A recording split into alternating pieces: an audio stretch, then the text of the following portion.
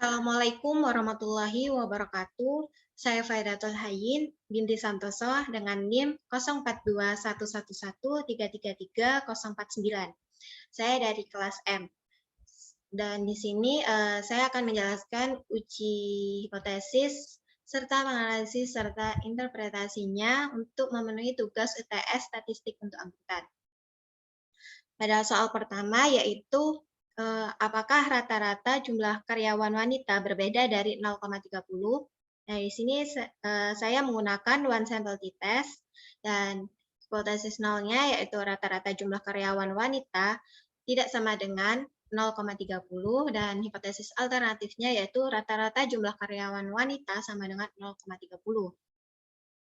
Kemudian kita lanjut ke SPSS-nya yaitu ke analyze, kemudian compare means, one sample t-test, dan di sini kita memasukkan karyawan wanitanya ke test variabel, kemudian test value-nya 0,30. Kemudian oke. Nah, di sini terlihat nilai signifikannya yaitu 0,000,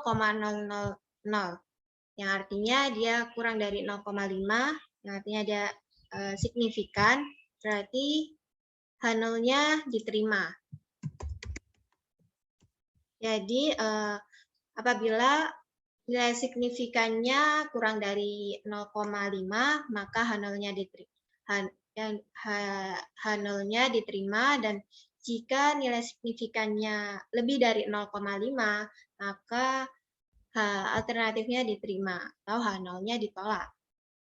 Kemudian lanjut ke soal nomor 2, yaitu apakah rata-rata penjualan pada perusahaan yang dipimpin oleh CEO wanita sama dengan perusahaan yang dipimpin CEO pria. Nah, di sini saya menggunakan uji two sample t-test. Nah, di mana H0-nya yaitu rata-rata penjualan pada perusahaan yang dipimpin oleh CEO wanita sama dengan perusahaan yang dipimpin CEO pria. Kemudian hal alternatifnya, rata-rata penjualan pada perusahaan yang dipimpin CEO wanita berbeda dengan perusahaan yang dipimpin CEO pria. Kemudian kita lanjut ke SPSS-nya, kemudian analyze, compare means, independent sample t-test, dan kita memasukkan penjualan, serta untuk grup variabelnya kita masukkan gender CEO, dan kita grup 1 kita tulis pria, dan grup 2 kita tulis wanita. Kemudian continue, kemudian oke.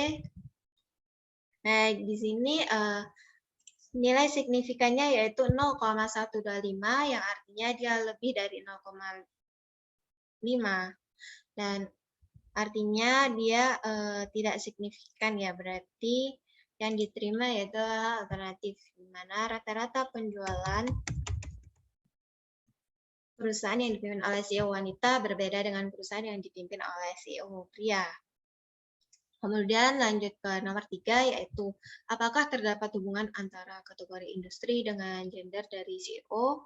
Nah, di sini saya menggunakan uji Q-square, dan hipotesis nol saya yaitu terdapat hubungan antara kategori industri dengan gender dari CEO, dan hipotesis alternatifnya yaitu tidak terdapat hubungan antara kategori industri dengan gender dari CEO. Nah, mari kita buktikan di SPSS-nya, yaitu ke analyze, kemudian descriptive statistik, kemudian cross steps. Nah, di sini untuk rows-nya saya memasukkan gender dari gender CEO, untuk kolomnya kita memasukkan kategori. Kemudian kita klik statistik, jangan lupa Q-square-nya kita checklist, dan continue. Untuk selnya compare kolomnya ini kita checklist, dan adjust p-value-nya juga, row-nya juga kita checklist, kemudian lanjut, continue, dan oke. Nah, di sini keluar signifikannya yaitu 0,99, yang artinya dia lebih dari 0,5 ya. Berarti dia sangat-sangat tidak signifikan. Berarti di sini alternatiflah yang diterima, yaitu tidak terdapat hubungan antara kategori industri dan gender dari CEO. Kemudian lanjut ke soal nomor 4, yaitu apakah rata-rata penjualan sama dengan rata-rata anggaran pemasaran. Nah, di sini saya menggunakan paired sample t-test, ya, dengan H0-nya rata-rata penjualan sama dengan rata-rata anggaran pemasaran. Kemudian H alternatifnya yaitu rata-rata penjualan tidak sama dengan rata-rata anggaran pemasaran. Kita lanjut ke SPSS, yaitu kita analyze menggunakan paired sample t-test. Yang pertama kita masukkan penjualan, kemudian kita masukkan anggaran pemasaran, dan kita oke. Nah, kita lihat di sini hasilnya yaitu untuk nilai signifikannya yaitu 0,00, artinya signifikan, sehingga berarti H0-nya diterima dengan rata-rata penjualan sama dengan rata-rata anggaran pemasaran. Sekian dari saya, kurang lebihnya mohon maaf.